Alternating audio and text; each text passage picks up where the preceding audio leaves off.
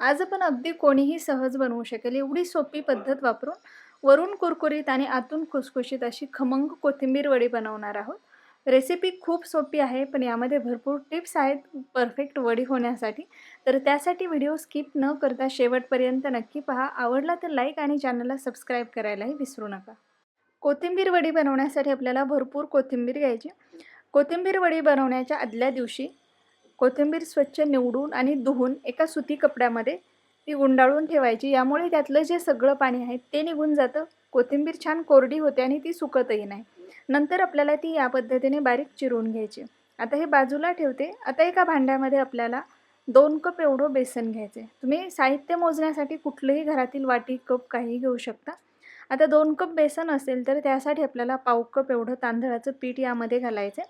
यासोबतच 1 चमचा जिरं घालायचे आहेत. 1 चमचा यामध्ये ओवा घालायचा आणि भरपूर आपल्याला पांढरे तीळ घालायचे आहेत. साधारण 2 चमचे एवढे तीळ घेतलेले आहेत मी. आता यामध्ये आपण बाकीचे मसाले घालूयात. यामध्ये मी घालते थोडासा हिंग. यासोबतच थोडी हळद घातलेली आहे. यामध्ये घालायची आपल्याला लाल मिरची पावडर. चवीनुसार मीठ घालायचं. यासोबतच मी घालते यामध्ये बारीक चिरून घेतलेली हिरवी मिरची. आता हे सगळं व्यवस्थित मिक्स करून घ्यायचं आपल्याला. हे जे आपण पिठाचं प्रमाण घेतलेलं आहे 2 कप बेसनसाठी पाव कप एवढं तांदळाचं पीठ.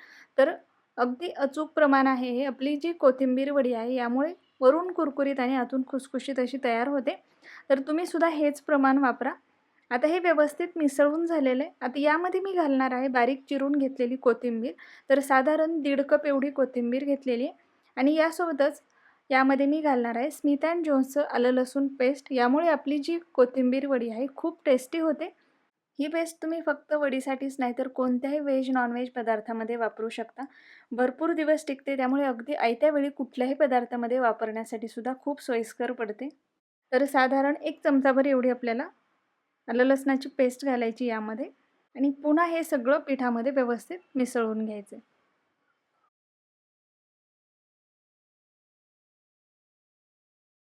आता हे व्यवस्थित मिसळून झालेलं आहे.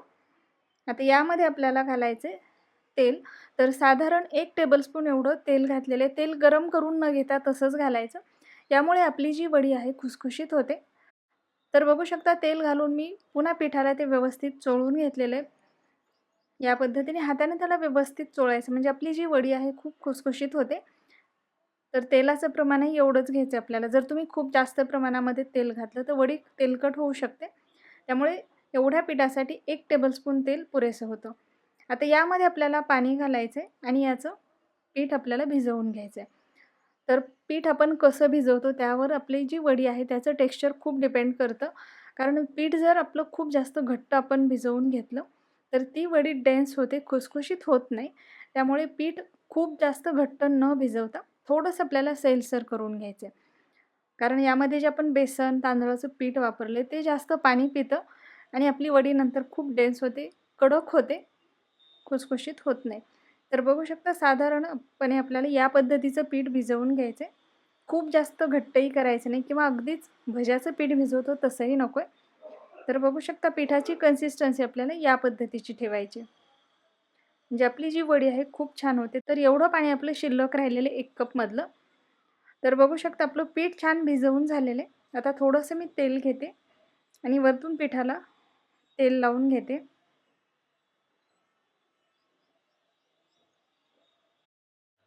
आता आपलं पीठ भिजवून तयार आहे. आता याला आपल्याला स्टीम करून घ्यायचं आहे. तर स्टीम करण्यासाठी इथे मी एक केक टिन घेतलेला आहे. तर तुम्ही ताट घेऊ शकता एखादं किंवा कुठलंही भांडं घेऊ शकता. त्याला व्यवस्थित तेल लावून घ्यायचं आपल्याला या पद्धतीने आणि त्यामध्ये जे भिजवून घेतलेलं पीठ आहे ते छान एकसारखं आपल्याला थापून घ्यायचं आहे. त्याची जी जाडी आहे खूप जास्त जाडही ठेवायचं नाही. खूपच जास्त जर जाड ठेवलं तर कधी-कधी पीठ व्यवस्थित स्टीम होत नाही. ते मध्ये कच्चं राहतं. तर त्यामुळे आपल्याला या पद्धतीने खूप जाड न ठेवता या पद्धतीने छान याला पसरवून घ्यायचं. एकसारखं करून घ्यायचं सगळ्या बाजूने आणि यावरती मी वरतून थोडे तीळ लावून घेणार आहे. यालाही थोडंसं प्रेस करून घ्यायचं म्हणजे जेव्हा आपण ही वडी तळतो तेव्हा ते तीळ तेलामध्ये निघत नाहीत, वडीमध्येच राहतात. तर थोडंसं प्रेस करून घ्यायचे, बघू शकता या पद्धतीने. तीळ लावून घेतले तर वडी खातानाही जास्त छान लागते. आता याला मी छान एकसारखं करून घेतलेले. आता हे मी स्टीम व्हायला ठेवणार आहे. आता त्यासाठी इथे एका कढईमध्ये मी अगोदरच पाणी गरम करायला ठेवलेलं होतं. त्यामध्ये आपल्याला हे भांडं ठेवायचे, वरतून झाकण ठेवायचं आणि मीडियम फ्लेमवरती आपल्याला याला 10 ते 15 मिनटं किंवा हे व्यवस्थित स्टीम होईपर्यंत होऊ द्यायचे. तर ही सुद्धा खूप महत्त्वाची स्टेप आहे. जेव्हा आपण हे स्टीम व्हायला ठेवतो, तर स्टीम व्हायला ठेवायच्या अगोदरच भांड्यामध्ये आपल्याला पाणी गरम करायला ठेवायचं. चांगल्या गरम झालेल्या पाण्यामध्येच आपल्याला हे भांडं स्टीम व्हायला ठेवायचं, म्हणजे आपली जी वडी आहे खूप छान होते. तर हे मी 15 ते 16 मिनटं जवळपास स्टीम करून घेतलेले. व्यवस्थित हे शिजलं गेलेले. आता हे मी काढून घेते, त्याला थोडंसं गार होऊ देते आणि कट करून घेते. तर बघू शकता या पद्धतीने हे मी कट करून घेते. तर याची जी साईज आहे तर तुम्ही तुमच्या आवडीनुसार याला कट करून घेऊ शकता. तर तुम्ही आत्ताच याचं जे टेक्स्चर आहे ते पाहू शकता, खूप छान आलेलं आहे. अजिबात हे डेन्स झालेलं नाही. तर या पद्धतीने इथे मी सगळ्या वड्या आता कट करून घेतलेल्या आहेत. आता याला आपल्याला तळून घ्यायचे.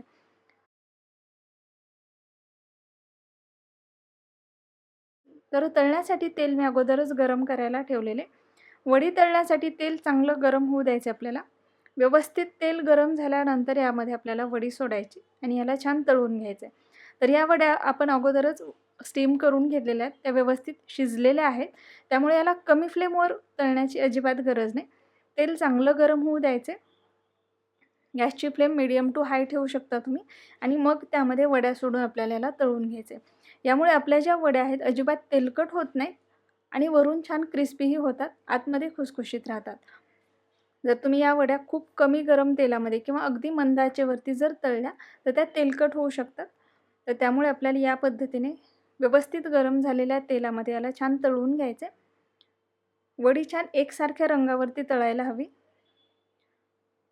तर बघू शकता आता या पद्धतीने थोडं मीडियम फ्लेम केलेली आता मी गॅसची. सुरुवातीला 2 ते 3 मिनटं मोठी फ्लेम ठेवली, नंतर थोडी कमी केली. तर या पद्धतीने या वड्या मी मस्त तळून घेतलेल्या आहेत. रंग पाहू शकता खूप छान आलेला आहे. तर याच पद्धतीने राहिलेल्या वड्यासुद्धा मी तळून घेणार आहे. तर बघू शकता खूप मस्त अशी आपली वडी तळलेली आहे, मस्त दिसते. आता या काढून मी या पद्धतीने जाळीवरती ठेवलेल्या आहेत, म्हणजे आपल्या वड्या भरपूर वेळ क्रिस्पी राहतात, कुरकुरीत राहतात. तर बघू शकता मस्त झालेल्या आहेत, रंग खूप छान आलेला आहे आणि वडी मस्त वरतून कुरकुरीत आहे, आतून तेवढीच खुसखुशीतसुद्धा आहे. तर तुम्हीसुद्धा या पद्धतीने अगदी छोट्या-छोट्या टिप्स फॉलो करून कोथिंबीर वडी नक्की बनवून पहा. व्हिडिओ जर तुम्हाला आवडला असेल तर नक्की लाईक, शेअर आणि चॅनलला सबस्क्राईब करायला विसरू नका आणि तुमच्या कमेंट्ससुद्धा नक्की कळवा.